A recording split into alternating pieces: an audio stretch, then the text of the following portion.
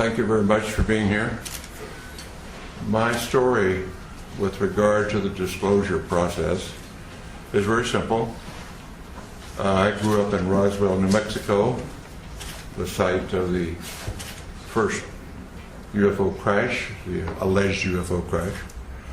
And my story is as a result of growing up there. I was a senior in high school, just going into my senior year in 1947, when on one day the Roswell Record announced that an alien craft had crashed, and the next day changed that story and said no, the Air Force said that was a weather balloon.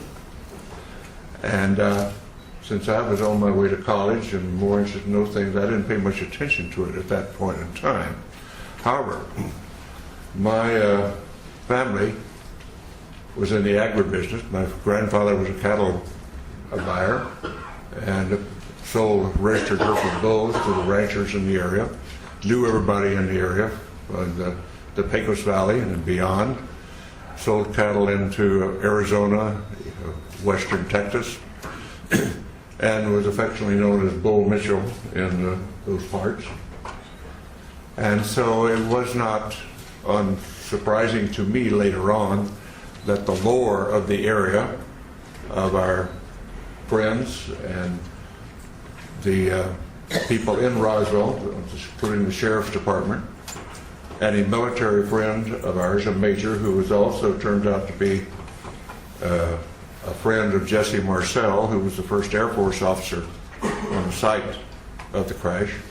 And this Air Force officer was in administration. He was not really involved, but he eventually told me his story, and that's how I became involved. So after my Apollo flight, I did very little. I knew nothing but the lore of the region up until that point. But after my Apollo flight, when I was back in the area and visiting relatives and friends, some of the people in the area who had been involved, what I call the old timers, who were involved in the 1940s, 1947, and subsequent with the Roswell crash, and people like in the sheriff's department who had been to the crash site and were supervising traffic. My friend and friend of our family, the major, who was an office mate of in the administrative function at Walker Air Force Base.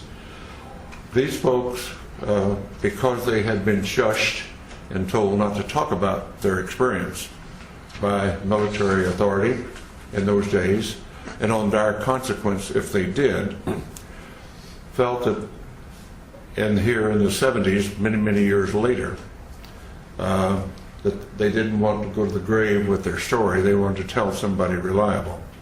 And being a local boy and having been to the moon, they considered me reliable enough to whisper in my ear their particular story and their association with the Roswell crash, including the family of the undertaker who provided coffins for the alleged alien victims,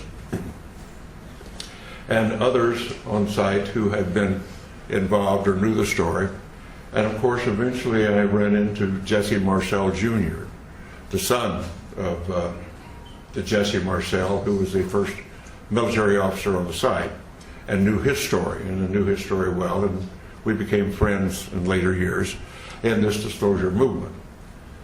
And at some point, about 10 years ago, and I can't remember what date it was right now, when the disclosure movement was going strongly, I came here to Washington with a Navy commander by the name of Will Miller and Dr. Stephen Greer, and we were able to get an appointment at the Pentagon to talk about what we knew, or what we allegedly knew, what we thought we knew, and went and told our story.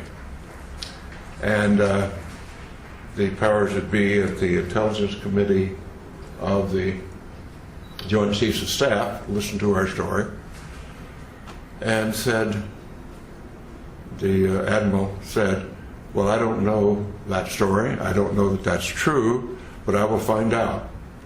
So we departed, went on our way, and subsequently learned through Dr. Greer and through Will Miller, and that those stories had been confirmed, and that the Admiral had been denied access when he tried to get into the inner workings of that process.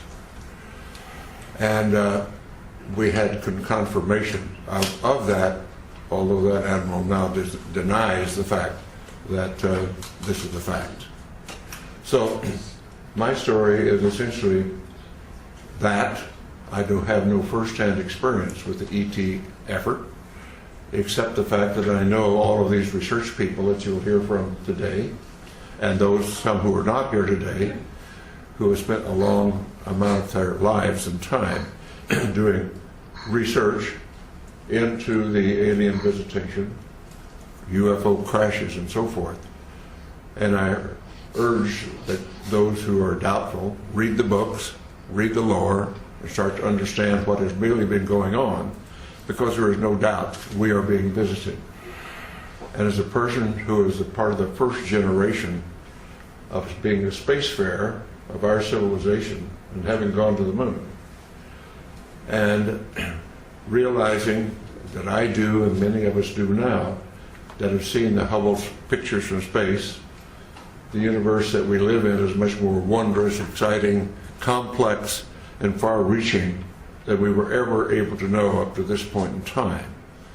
And the fact we have wondered, were we alone in the universe forever? Only in our period do we really have evidence, no, we're not alone. We are just one planet with intelligent life on it, and probably it is time, now that we are spacefarers on our planet, that we get active, because we're really universal beings. And in the long stretch of things, if we think about it in the longest possible range, we realize, and I realize this from my studies in astronomy and astrophysics, our sun will burn out in due course, and we have to be off this planet if our species is to survive. So anybody, any species, any planet that is on around the mainstream star like ours is, only has a finite amount of time on that star before it burns out.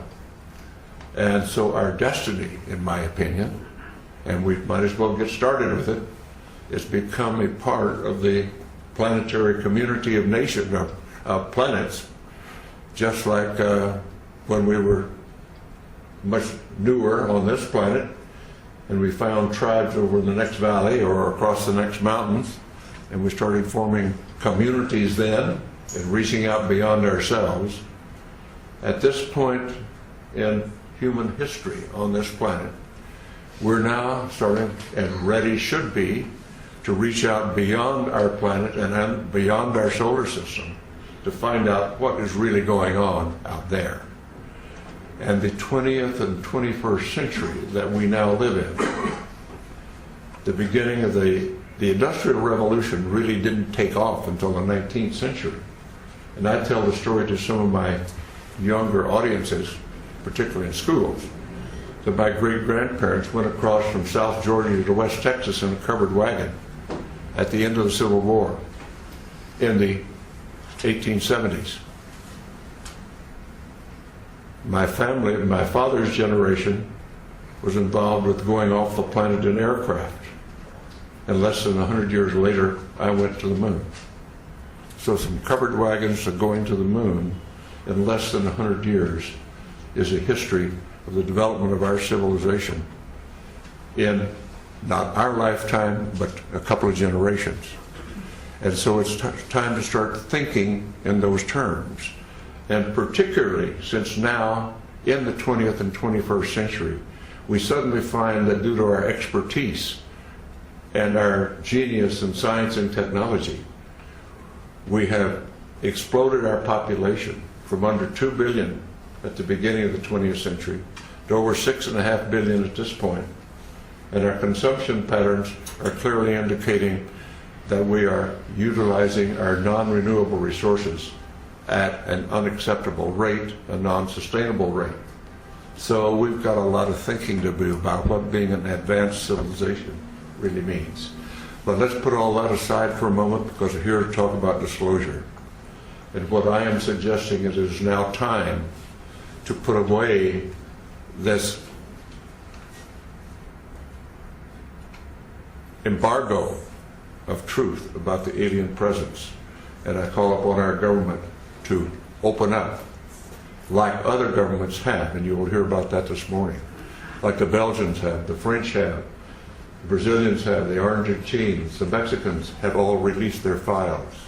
It's about time now that we do the same thing and become a part of this planetary community that is now trying to take our proper role as spacefaring civilization.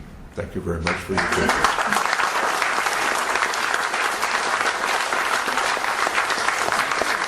All right, now, would any of the media like to ask either of these gentlemen a question at this point? Any of the reporters? Yeah. Alan? Can you tell us, Dr. Mitchell, exactly what the locals of Roswell told you, if you could remember specifics? On the mic. Yeah. The essence was that the Roswell event was an alien craft, that it was not of this planet. That's the essence.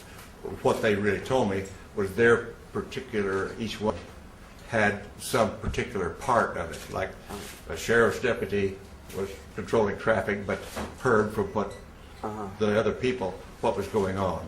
The family of the undertaker told about the small coffins that were created for the alien bodies.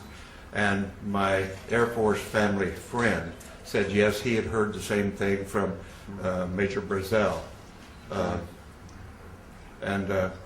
Each one of them just told what their portion of the activity was all about. So putting it all together, the sum total was, yes, it was an alien spacecraft. Thank you.